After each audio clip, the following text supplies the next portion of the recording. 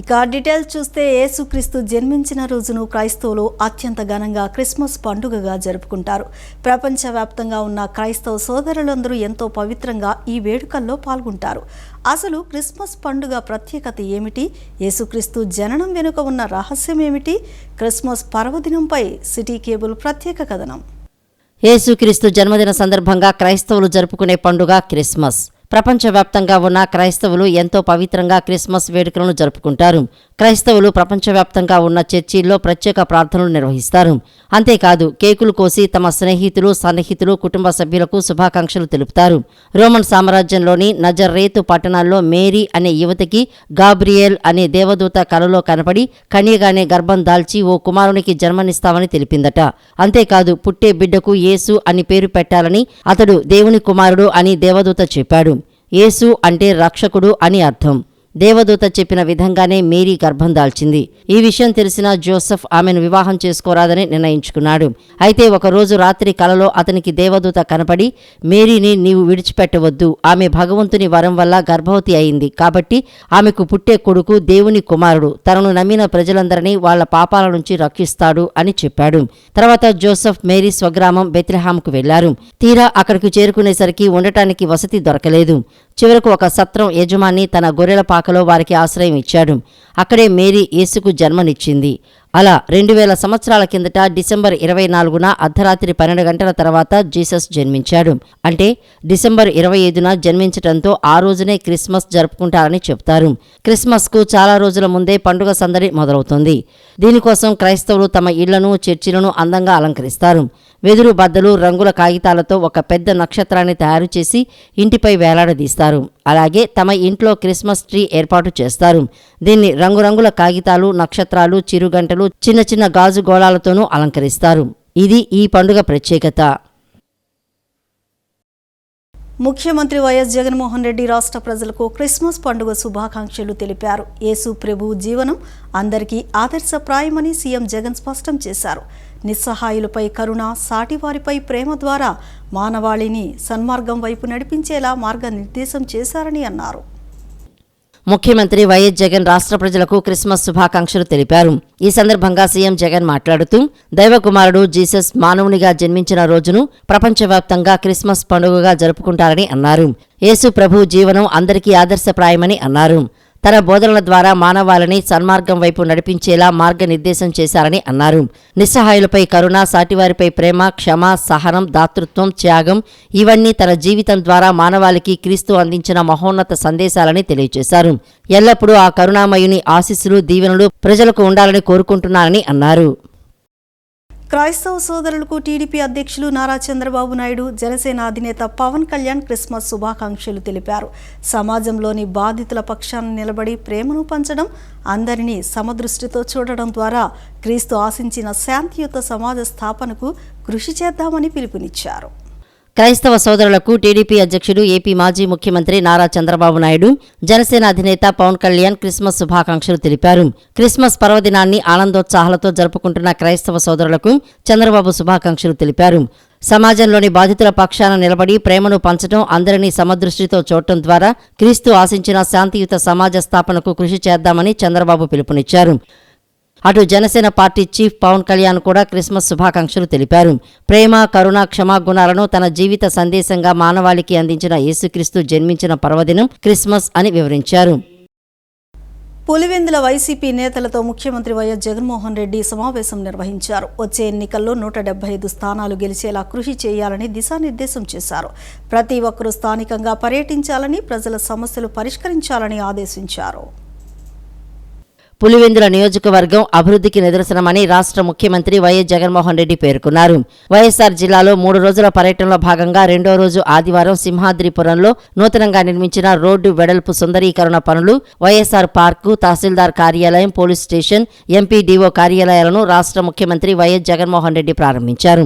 పాడా నిధులతో పులివెందుల నియోజకవర్గం సింహాద్రిపురం మండల కేంద్రాల్లో 11.6 కోట్లతో నూతనంగా సుందరీకరించిన రోడ్లు, జంక్షన్లను సీఎం జగన్ ప్రారంభించారు. ఇందులో ఇందులో 4 line CC road, BT road జంక్షన్లు ఉన్నాయి. అనంతరం 5.5 కోట్ల నిధులతో 1.5 ఎకరాల్లో సుందరంగా ఏర్పాటు చేసిన వైఎస్ఆర్ పార్కును ఆయన ప్రారంభించారు. అనంతరం పులివెందుల వైసీపీ నేతలతో ముఖ్యమంత్రి వైఎస్ జగన్ సమావేశం నిర్వహించారు. వచ్చే ఎన్నికల్లో 175 స్థానాలు గెలిచేలా కృషి చేయాలని దిశానిర్దేశం చేశారు. ప్రతి ఒక్కరూ స్థానికంగా పర్యటించాలని, ప్రజల సమస్యలు పరిష్కరించాలని ఆదేశించారు. రాష్ట్రాన్ని కాపాడాలనే ఆలోచన ఉన్నవారే టీడీపీలోకి వస్తున్నారని టీడీపీ అధినేత చంద్రబాబు తెలిపారు. రాష్ట్రంలో అరాచకాలు సృష్టించిన జగన్మోహన్ రెడ్డిని ప్రజలు క్షమించరని ధ్వజమెత్తారు. ఒక్క ఛాన్సు పేరుతో 4.5 సంవత్సరాలుగా ఇబ్బందులు పడాల్సిన పరిస్థితులు ఏర్పడ్డాయని వెల్లడించారు. ఓటమి భయంతోనే తెలుగుదేశం ప్రకటించిన మహిళలకు ఉచిత బస్సు ప్రయాణం హామీని కాపీ కొట్టి జగన్ అమలు చేస్తున్నాడని విమర్శించారు. ఉచిత బస్సు ప్రయాణం ఇచ్చినంత మాత్రాన నిత్యావసరాలు, అధిక బిల్లులు, ధరల రూపైన దోచింది తిరిగి ఇస్తాడా అని నిలదీశారు. రాష్ట్రంలో అరాచకాలు సృష్టించిన జగన్మోహన్ రెడ్డిని ప్రజలు క్షమించరని తెలుగుదేశం పార్టీ అధినేత చంద్రబాబు ధ్వజమెత్తారు. మన రాతలు తిరగరాసుకునే శక్తి మన చేతుల్లోనే ఉందని పిలుపునిచ్చారు. రాష్ట్రంలో ఉంటే బానిసలుగా ఉండాలి, లేదంటే వదిలి పారిపోయే కర్మ ప్రజలకేంటని మండిపడ్డారు. వివిధ పార్టీలకు చెందిన నేతలు చంద్రబాబు ఆధ్వర్యంలో నిన్న టీడీపీ తీర్థం పుచ్చుకున్నారు. ఈ సందర్భంగా మాట్లాడిన చంద్రబాబు, జగన్కు తన సినిమా అయిపోయిందని అర్థమైందని, వైసీపీ నుంచి రాజకీయ వలసలు ప్రారంభమయ్యాయని ఎద్దేవా చేశారు. ప్రజలు జగన్ని మార్చాలని నిర్ణయించినప్పుడు ఇక ఎమ్మెల్యేలను బదిలీ చేసి ఏం లాభమని చంద్రబాబు ఎద్దేవా చేశారు. ఒక్క ఛాన్స్ అని అధికారంలోకి వచ్చి రాష్ట్రాన్ని సర్వనాశనం చేశారని చంద్రబాబు ఆవేదన వ్యక్తం చేశారు. ఇన్ని అరాచకాలు చేసిన వ్యక్తి సీఎంగా పనికిరారు. ప్రభుత్వానికి వ్యతిరేకంగా ట్వీట్ పెడితే వేధింపులు, ప్రశ్నిస్తే చాలు దాడులు చేస్తున్నారని చంద్రబాబు ఆరోపించారు. కేసులకు భయపడి బయటకు రాకుంటే ప్రజలకే నష్టం జరుగుతుందని, రాష్ట్రాన్ని కాపాడుకునేందుకు ప్రజలంతా పోరాటం చేయాలని చంద్రబాబు పిలుపునిచ్చారు. చాలా కేసులు ఎస్సీ ఎస్టీ యాక్ట్లు పెట్టి, కడాను 80 పీడీ యాక్ట్ పెట్టి 83 రోజులు జైల్లో పెట్టేశారు. ఏం తమ్ముళ్ళు, గొప్పోడే కదా ఇతను, ముఖ్యమంత్రిని మెచ్చుకోవాలి కదా మనం. అంటే ఇసుక దందా చేస్తా ఉంటే, ఇసుక దందా చేశారని చెప్పితే కాదు, వినకపోతే పోరాడితే కడాను ఈ పోలీసులు, కలెక్టర్ కూడా పీడీ యాక్ట్ పెట్టి 83 రోజులు పెడితే కడాను కోర్టు కరుణించి బెయిల్ ఇచ్చింది. కానీ లేకుంటే శాశ్వతంగా జైల్లో పెట్టేయాలనుకున్నారు పాపం అతన్ని. అదే మరిగా నాగేందర్ని కూడా లిక్కర్ కేసు పెట్టారు, ఎస్సీ అట్రాసిటీ యాక్ట్ పెట్టారు. కడాన 1-2 రోజులు జైలు పోయాడు అనుకుంటాను, 4 రోజులు 3 రోజులు ఉన్నాడు. కడాన బెయిల్ వచ్చింది. బెయిల్ రాకపోతే ఆ కోర్టులో కానీ రాకపోయింటే ఆయన కూడా జైల్లోనే ఉండేవాడు. మీరు గుర్తుపెట్టుకోవాలి, ఇంత అరాచకం చేపించిన ఈ ముఖ్యమంత్రి ఈ రాష్ట్రాన్ని పరిపాలించడానికి అర్హుడా అని మిమ్మల్ని అడుగుతున్నా. ఇలాంటి వ్యక్తుల్ని మనం క్షమించాలా అని మిమ్మల్ని అడుగుతున్నా. అందుకే తమ్ముళ్ళు, ఈరోజు నేను ఒకటే మిమ్మల్ని అందరినీ కోరుతున్నా. ఈరోజు మీ పట్టుదల నేను చూశాను, మిమ్మల్ని అందరినీ మనస్ఫూర్తిగా అభినందిస్తున్నా. ఈరోజు ఇక్కడికి వచ్చిన వాళ్ళు కొంతమంది రాష్ట్రంలో ఇప్పటికే వలసలు ప్రారంభమయ్యాయి. ఎక్కడికక్కడ రాష్ట్రాన్ని కాపాడుకోవాలన్న ఆలోచన ఉండే ప్రతి ఒక్క వ్యక్తి జగన్మోహన్ రెడ్డి ఇంటికి పంపించడం తప్ప వేరే మార్గం లేదని చెప్పి కూడా నేను మీకు తెలియజేస్తున్నా. అతనికి అర్థమైపోయింది, సినిమా అయిపోయింది, ఇంకేం ఉండదు, అది అర్థమైపోయింది. కాబట్టి ఇప్పుడు అంటున్నాడు, నేను 92 మంది ఎమ్మెల్యేలు మార్చేస్తాడంట. మార్చేది ఎమ్మెల్యేలు మార్చాలా? ఎవరిని మార్చాలి? ఒక ఛాన్స్ అన్నాడు. పాపం ఒక ఛాన్స్ మన పాలిట శాపంగా మారిపోయింది. అవునా కాదా అని మిమ్మల్ని అడుగుతున్నా. ఏ ఒక్కడి జీవితాలైనా బాగున్నాయా అని మిమ్మల్ని అడుగుతున్నా. ఒక రైతు తీసుకోండి, అప్పుల పాలైపోయారా లేదా మీరు? దివాలా తీశారా లేదా మీరు? ఆత్మహత్య చేసుకుంటున్నారా లేదా మీరు? ఒక రైతు వదిలిపెట్టండి. అక్వా రైతు, మా తమ్ముడు చెప్తున్నాడు, అక్వా రైతు. ఒకప్పుడు అక్వా రైతు రొయ్య మార్గం మీసాలు మెలేసే పరిస్థితి ఉంటే ఈరోజు ఏ పరిస్థితి మీది? మొత్తం అక్వా కానీ హార్టికల్చర్ కానీ ఆదాయం వచ్చే పంటలు నేర్పిస్తే వాళ్ళందరినీ ఎట్ట చితగొట్టాలో చితగొట్టాడు ఈ జగన్మోహన్ రెడ్డి. ఏమనాలో నాకైతే అర్థం కావడం లేదు. రాజధానిలో వెలిసిన తిరుమల తిరుపతి దేవస్థానంలో నిన్న ద్వాదశి ప్రాకార మహోత్సవాలు ఘనంగా నిర్వహించారు. తిరుచి వాహనంపై ఆసీనులైన శ్రీవారు ఆలయ ప్రాంగణంలో విహరిస్తూ భక్తులకు దర్శనమిచ్చారు. ఏకాదశి సందర్భంగా స్వామివారిని దర్శించుకునే భక్తుల కోసం ద్వాదశి ఉత్సవాలను నిర్వహిస్తున్నామని అర్చకులు తెలిపారు. తిరుమల తిరుపతి దేవస్థానంలో నిర్వహించినట్లే ఇక్కడ ఈ సాంప్రదాయాన్ని కొనసాగిస్తున్నామన్నారు. అన్నమయ్య కీర్తనలతో స్వామివారి ఉత్సవం కన్నుల పండుగగా సాగింది. ఈ మహోత్సవాన్ని చూసేందుకు భారీగా భక్తులు తరలివచ్చారు.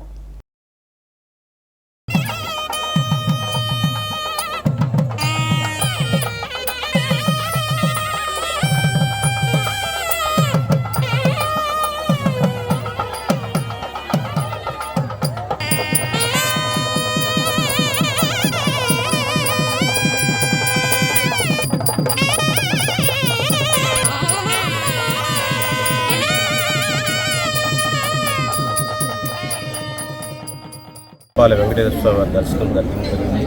ఈరోజు ద్వాదశి సందర్భంగా తిరుచి సేవలు ఈరోజు బ్రహ్మాండంగా జరిగాయి. గ్రామస్తులంతా, వెంకటపాలెం చుట్టుపక్కల గ్రామస్తులంతా చాలా వైభవంగా పార్టిసిపేట్ చేశారు. అందరికీ కూడా ధన్యవాదాలు.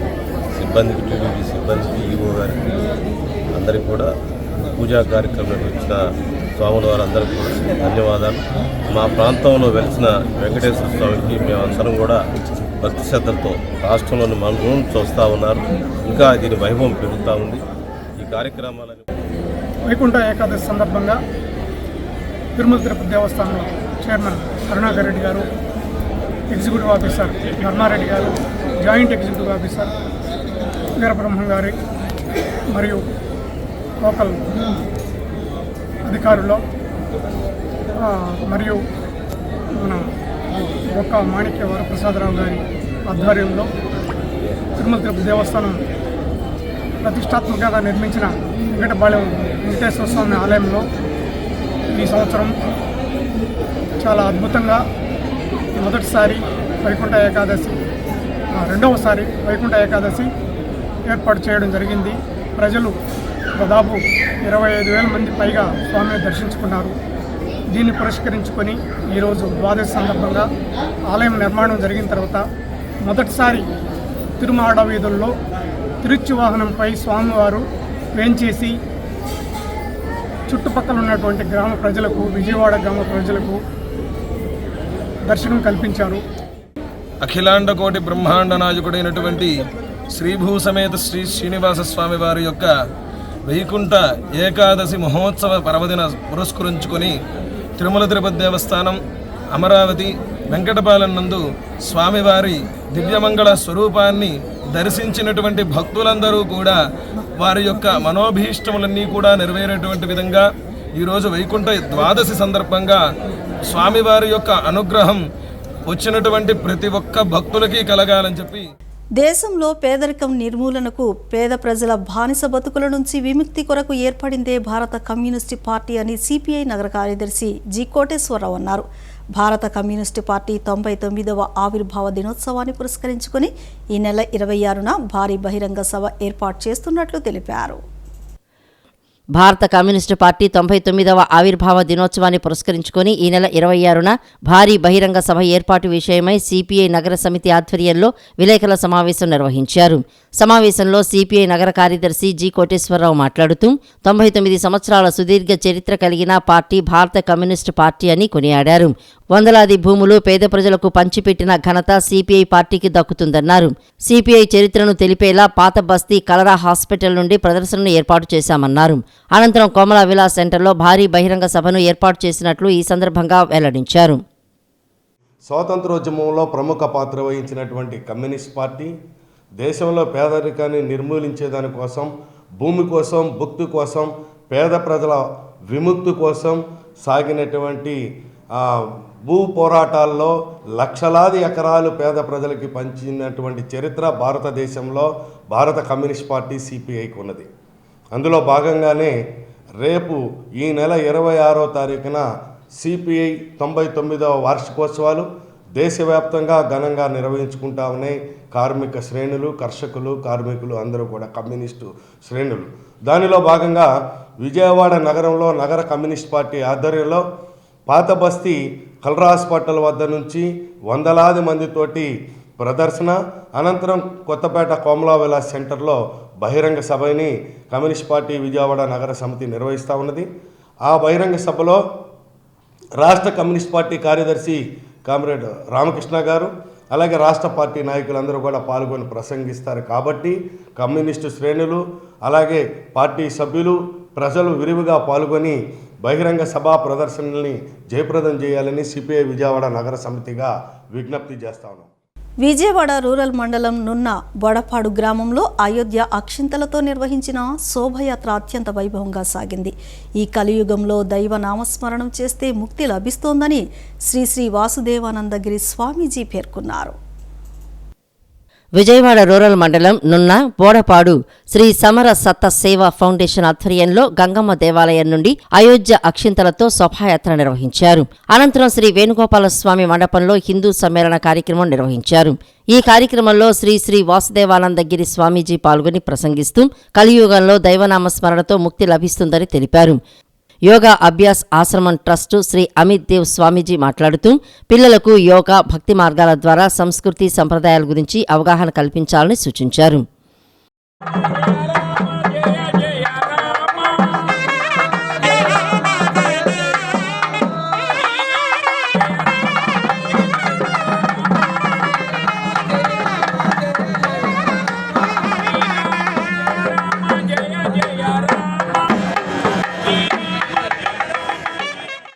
आप सभी मुन्ना ग्राम वासियों को बहुत बहुत शुभकामनाएं। प्रभु राम का दिव्य भव्य मंदिर 22 तारीख को अयोध्या में प्राण प्रतिष्ठा से हमारे माननीय श्री नरेंद्र भाई मोदी जी द्वारा संकल्प पूरा होने जा रहा है। समस्त मानव मात्र को बहुत बहुत शुभकामनाएं। महाप्रभु राम आप सबको शुभ आशीष दें। जिस भी धर्म जाति प्रजाति में आप जन्मे हैं उसी के अंदर अपना निरंतर करते हुए भगवान राम को अपना आदर्श मानते हुए अपने जीवन का यापन करें और भगवान राम को अपने जीवन में स्थापित करें। इसी के साथ बहुत बहुत शुभकामनाएं। ఈ కార్యక్రమంలో యోగా గురువు నాగిరెడ్డి, పలువురు భక్తులు, గ్రామ ప్రముఖులు పాల్గొన్నారు. అన్నం పరబ్రహ్మ స్వరూపమని Janasena party Krishna Penna regional coordinator Ravi Soujanya అన్నారు. అన్నపూర్ణ ఫుడ్ ట్రస్ట్ ఆధ్వర్యంలో పేదల ఆకలి తీర్చడం అభినందనీయమన్నారు. ఇంత మంచి కార్యక్రమాలు నిర్వహించే ట్రస్ట్ నిర్వాహకురాలు అన్నపూర్ణకు తమ సహాయ సహకారాలు ఎల్లప్పుడూ ఉంటాయని స్పష్టం చేశారు. అన్నపూర్ణ ఫుడ్ ట్రస్ట్ ఆధ్వర్యంలో రైల్వే స్టేషన్ వద్ద బీదలకు అన్నదాన కార్యక్రమం నిర్వహించారు. ఈ కార్యక్రమానికి ముఖ్య అతిథిగా Janasena party Krishna Penna regional coordinator Ravi సౌజన్య పాల్గొని స్వయంగా అన్నదానం వడ్డించారు. ఈ సందర్భంగా ఆమె మాట్లాడుతూ అన్నం పరబ్రహ్మ స్వరూపమని అన్నారు. అన్నపూర్ణ ఫుడ్ ట్రస్ట్ ద్వారా అనేక సంవత్సరాలుగా పేదవారి ఆకలి తీర్చుతున్నారని తెలిపారు. ఏదో పెట్టాము అన్నట్లు కాకుండా అన్ని రకాల వంటకాలతో ఉచితంగా అన్నదాన కార్యక్రమం నిర్వహిస్తున్నారని చెప్పారు. ఇలాంటి కార్యక్రమాలు నిర్వహించడం అభినందనీయమని అన్నారు. పేదవారి ఆకలి తీర్చాలి అని ట్రస్ట్ నిర్వాహకురాలు అన్నపూర్ణ ఆలోచన చాలా గొప్పదని, తమ సహాయ సహకారాలు ఎప్పుడూ ఆమెకు ఉంటాయని స్పష్టం చేశారు. పేదలకి అన్నదాన కార్యక్రమం నిత్యం ప్రతిరోజు కూడా 300 మంది పైచిలుకు మందికి అన్నదాన కార్యక్రమం చేస్తున్నారు. ఆ అన్నదాన కార్యక్రమం కూడా ఏదో సాంబార్ రైస్, కర్డ్ రైస్ అన్నట్టుగా కాకుండా, లేదంటే ఒక వైట్ రైస్ లేదా రెండు కూరలు అలా కాకుండా ఒక ఫుల్ మీల్స్, అంటే బంతి భోజనానికి మనం ఎలా వెళ్తామో బంతి భోజనానికి వెళ్ళినప్పుడు ఎలా అయితే అన్ని రకాల కూరలు, అలాగే బిర్యానీ, కచంబరి ఇలాంటి ఎన్ని రకాలు ఉంటాయి, అన్ని రకాలతో పాటు ఆవిడ ప్రతినిత్యం పేదలకి భోజనం పెట్టడం అనేది చాలా సంతోషకరమైన విషయం. కాబట్టి భవిష్యత్తులో కూడా జ్యోతి గారు ఇలాంటి మంచి కార్యక్రమాలు ఎన్నో చేయాలని చెప్పని మనస్ఫూర్తిగా కోరుకుంటున్నాము.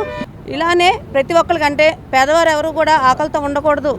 ఖచ్చితంగా ఒకవేళ సంపాదన ఎలా ఉన్నా కనీసం తినడానికి తిండైనా కనీసం ఒక పూట గడిచే పరిస్థితి అయినా సరే ప్రతి ఒక్కరికి ఉండాలని చెప్పని ఆవిడ చేసిన ఈ ఆలోచన నిజంగా ప్రతి ఒక్కరిని కూడా ఆలోచింపజేయాలి. హిందూ, ముస్లిం, క్రైస్తవులనే భేదం లేకుండా ఐక్యమత్యంతో అభివృద్ధికి పాటుపడాలని హజరత్ సయ్యద్ షాబూకారి బాబా ఆస్థానం నిత్యాన్నదాత అల్తాఫ్ బాబా అన్నారు. క్రిస్మస్ను పురస్కరించుకుని ముఖ్యమంత్రి జగన్మోహన్ రెడ్డి చేతుల మీదుగా పాస్టర్ ఎలీషా సేవా అవార్డు అందుకోవడం సంతోషకరమన్నారు.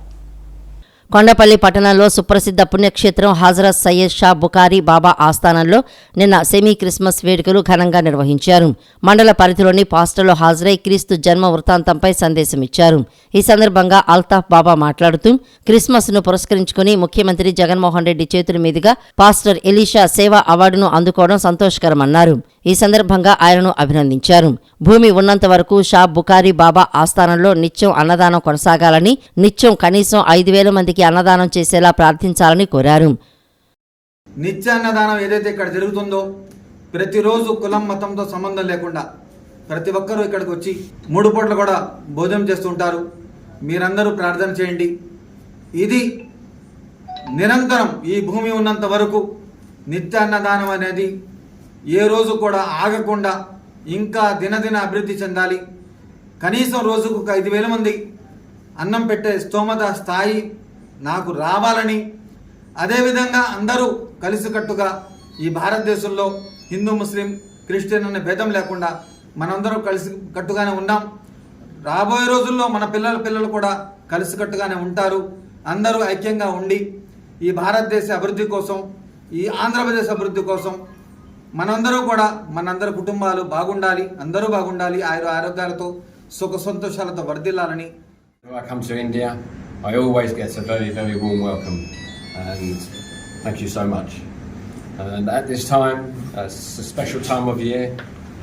I would like to wish everybody a very, very Merry Christmas and a very Happy New Year to everybody. God bless. ఈరోజు ప్రత్యేకంగా మరి మాకు అత్యంత ప్రియులు బాబా గారు, అల్తాఫ్ బాబా గారు సేవకులముగా మమ్మల్ని గుర్తించి ప్రత్యేకంగా ఈ క్రిస్మస్ సందర్భముగా మమ్మల్ని ఆహ్వానించి ఈ రీతిగా మమ్మల్ని సన్మానించడం నిజంగా మాకెంతో సంతోషంగా ఉంది. మా ఇబ్రహీంపట్నం మండల పాస్టర్స్ ఫెలోషిప్ సేవకుల్ని మమ్మల్ని అందరినీ కూడా ఆహ్వానించి ఈ రీతిగా సమాజంలో మరి మనమంతా ఒకటే అనేటువంటి ఒక ఐక్యతను చాటి చెప్పడానికి, దేవుడు ఒక్కడే మనమంతా కూడా ఒక్కటే అనేటువంటి అద్భుతమైనటువంటి నినాదం మనందరికి కూడా తెలిసిందే. మరి క్రిస్మస్ పండుగ ఒక ప్రాంతంలోనో ఒక గ్రామంలోనో జరుపుకునే పండుగ కాదు, ప్రపంచంలో జరిగే ఒక గొప్ప పండుగ క్రిస్మస్ పండుగ. మరి ఆ పండుగ ఈరోజు ఇక్కడ ఈ కొండపల్లిలో ఈ దర్గాలో మరి బాబా గారు మమ్మల్ని ఆహ్వానించి ఈ సెలబ్రేషన్ జరుపుకోవడం నిజంగా చాలా గొప్ప సంగతి. అనంతరం పాస్టర్లను దుశ్శాలువాలతో ఘనంగా సత్కరించి జ్ఞాపికలు అందజేశారు.